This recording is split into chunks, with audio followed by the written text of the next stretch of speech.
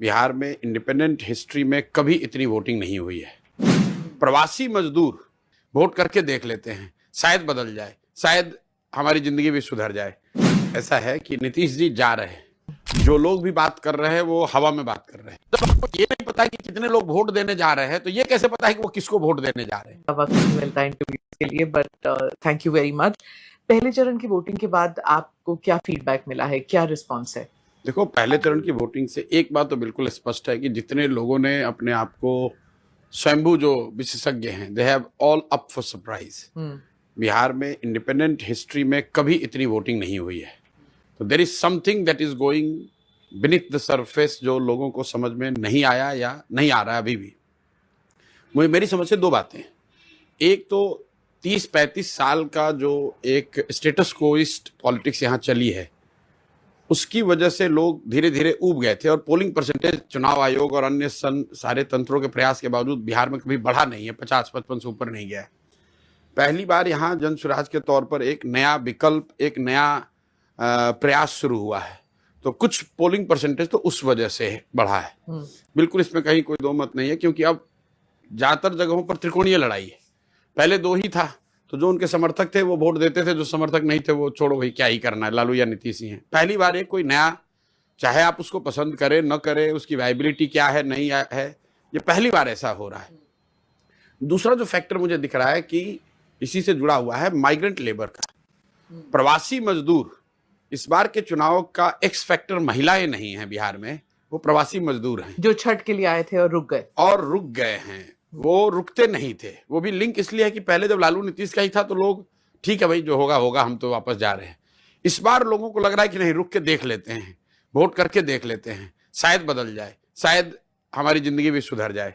ये दोनों फैक्टर जो है ये बहुत बड़ा रोल प्ले किया है। और 10 परसेंटेज पॉइंट। पर जो माइग्रेंट लेबर है उनको लाया कौन था? आप नहीं लाया कौन, ये महत्वपूर्ण नहीं है। पर वही होता था ना? नहीं, पहले होता था। देखिए, माइग्रेंट लेबर कैप्टिव वोटर होता था एनडीए का, और इसी वजह से एनडीए के लोगों ने आज से करीब 6-8 महीने पहले बहुत बड़ा एक प्रयास किया था, पूरे देश भर में घूमकर कोई एक भारत श्रेष्ठ भारत के तहत एक कैंपेन किया था। बड़े बड़े नेता गए थे कि भाई आप लोग सब लोग प्रवासी वापस चलिए और वोट देकर आइए। रेलवे ने बाज़ाब्ता 20% डिस्काउंट भी ऑफर किया, 12,000 ट्रेन चलाने की बात हुई। लेकिन धीरे धीरे जब लोगों से उनकी बातचीत हुई होगी तो उनको समझ में आया कि ये जो माइग्रेंट लेबर है ये तो सबसे बड़े एसेट चेंज के लिए।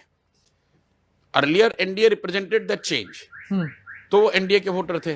टुडेज कॉन्टेक्स्ट जन Swaraj is representing the change, और वो इतनी बड़ी संख्या है उनकी, प्रवासी मजदूरों की, कि that is going to change the scale and the result of the election. 2 महीने पहले जब पटना में बात हुई थी हमारी, तब ऐसे लग रहा था, सब कह रहे थे, सिर्फ आप नहीं, सब कह रहे थे कि नीतीश कुमार जी का वक्त खत्म हो गया है, वो रिटायर होने वाले हैं, अगर जीत भी गए तो गद्दी पे नहीं बैठेंगे।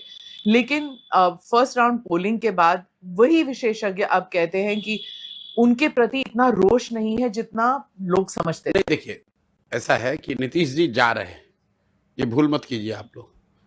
इस इलेक्शन में अभी 65-67% वोट बिहार में होना ये प्रो इनकम्बेंसी नहीं है, ये नहीं हो सकता है, संभव ही नहीं है। तो अभी आप रिजल्ट को आने दीजिए, क्योंकि बड़ा मेस्ड अप सिचुएशन है। Unless you are doing a scientific exit poll, जो लोग भी बात कर रहे हैं वो हवा में बात कर रहे हैं, इसलिए बात कर रहे हैं।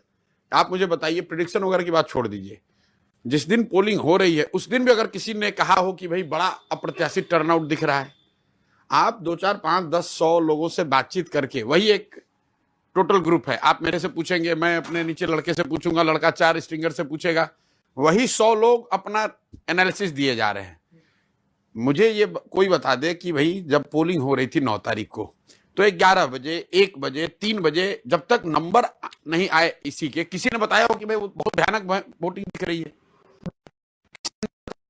जब आपको ये नहीं पता कि कितने लोग वोट देने जा रहे हैं तो ये कैसे पता है कि वो किसको वोट देने जा रहे हैं? देखिए, हम लोग मेडिकल का मैं एक एग्जांपल देता हूं। पहले डॉक्टर्स के पास डायग्नोस्टिक का इतना सपोर्ट नहीं था, रेडियोलॉजी इतनी एडवांस नहीं थी, फिर भी ट्रीटमेंट तो होता था। अनुभव के आधार पर और लक्षणों को देखकर डॉक्टर ट्रीटमेंट करते थे, और कई अनुभव के आधार पर कई लोग उसको सही भी करते थे। उसी तरह राजनीति में भी वही है, अनुभव के आधार पर आप कुछ बात एनालाइज करते हैं और कई जगह